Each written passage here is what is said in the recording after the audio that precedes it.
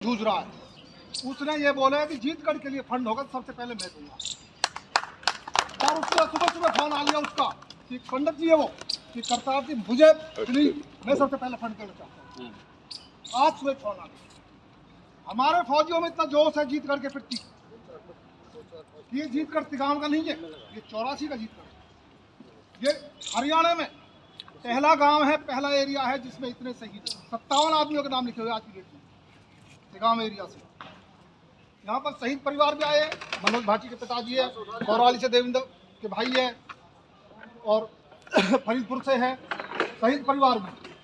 इतने आदमी आने के बावजूद जिससे फौजी से कहा कि वह हमें जीतगढ़ को म्यूजियम बनाना है, उन्होंने शुरू में एकदम बोला अब भी नहीं बना तो कभी नहीं बने। जीतगढ़ के शहीदों की आत्मा अब तक इंतजार कर रही थी कि जीतगढ़ एक म्यूजियम बने जिसके अंदर हम मिनिस्ट्री ऑफ डिफेंस से टैंक भी लाके खड़ा करेंगे। अकेला अन्ना हजारे खड़ा हो सकता है और जीत कर सकता, तो मेरे साथ तो बहुत जनता है। हमारी जीत होके रहेगी। हमारे साथ मंत्री है हमारे इलाके से, और मंत्री के लिए जहां भी पलवल में कहीं जिक्र आया तो सीधा ये भाषा बोलते हैं कि अब भी नहीं बना तो कभी नहीं बनेगा। और खड़ा होने का मौका भी हमें अभी मिला। पिछली बार हम नहीं हुए आपसे, कई कारण थे। अब हमारे पास फुल हरियाणा की पावर है। ये हमारे पास फौजियों के पास पावर है। बीजेपी एक ऐसी सरकार जिसके साथ हम जुड़े हुए हैं। तो मेरी भाई सुधीर से प्रार्थना है, हमारा फंड मेरे पास आज की डेट में 10 फौजियों के चेक लेकर के आए जेल में, लेकिन उस 10 फौजियों के चेक से हम म्यूजियम नहीं बना सकते। म्यूजियम बनेगा तो सरकार के पैसे से बनेगा, और बाकी हमारे पैसे से तो उसमें हम शाही शुभ्रक बिंदी लिपस्टिक लगा सकते हैं। टैंक लाने का होगा, हवाई जहाज लाने का प्रोग्राम होगा, उस काम को शुरुआत के लिए हमने जयवीर खटाना जी को भी मंत्री जी आप बताओ, चपराना जी वहाँ से आ रहे थे उनको मैंने कर दिया। दुग्गल साहब भी मंसा ये दिक्कत आ गई। गोवा पर से कैप्टन गिरधारी साहब सरपंच साहब है, वो भी नहीं आ पाए, मैंने कर दिया वो गए। हमारी सुधीर साहब ये प्रार्थना, आज जितने फौजी आए ये फौजी अब 5 साल के बाद जिस दिन वोट की चोट होगी उस दिन मिलेंगे आपको खड़े। अब आपसे प्रार्थना करना है कि हमारा जीतगढ़ हमारे शहीदों की आत्मा भटक रही है, और ये हमें मंत्री जी से इसको म्यूजियम बनवाना है।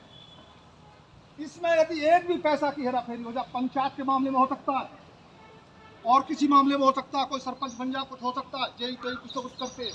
यहाँ पर कोई जेई नहीं है, कोई एसडीओ नहीं है, यहाँ पर संस्था बनी है शहीद स्मारक कल्याण समिति, वो बना चुके हैं। उसके लिए हमें पहला फंड, हमारी प्रार्थना मंत्री जी ने, उनकी मैं काबिलियत ही बताऊं, मैंने एक दिन बोला अकेला बंदा था 6 महीने पहले, बोले 5 लाख रुपए लो, मेरे पास कोई संस्था नहीं। अब हमारी संस्था बन गई और सारे फौजी सारे इलाके के जो आए हैं और जहाँ से भी आए, अब वो सारे के सारे कम से कम प्रार्थना है हाथ जोड़ के 20 लाख रुपए से हमारा शुरुआत होगी। जो फंड की ये हम अपने मुंह से कह रहे, भीख मांग रहे हैं आज तो हम शहीदों के लिए। बाकी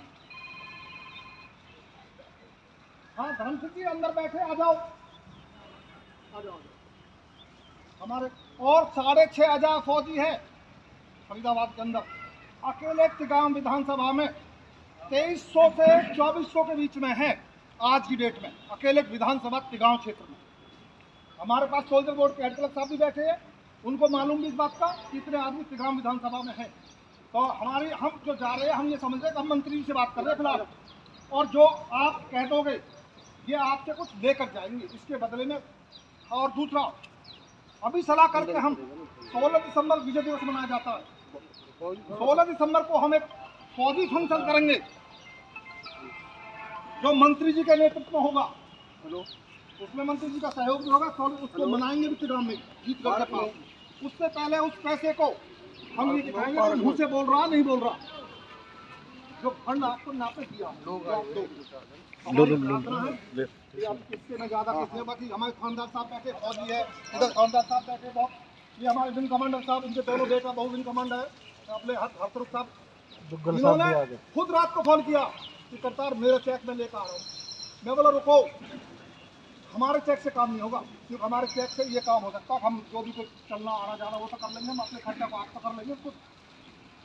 ऐसे बंदे मेरे पास आज 10 बंदे हैं जिन्होंने 11-11 हज़ार के चेक लेकर आए, और मैं ये हराम खाता हूँ, गाय का मांस खाऊंगा यदि एक पैसा भी इसमें से नाजायज खर्च हो जाए। मतलब मेरी बात बजाओ, किसी को भी नहीं करने दूंगा। धन्यवाद। मेरी प्रार्थना।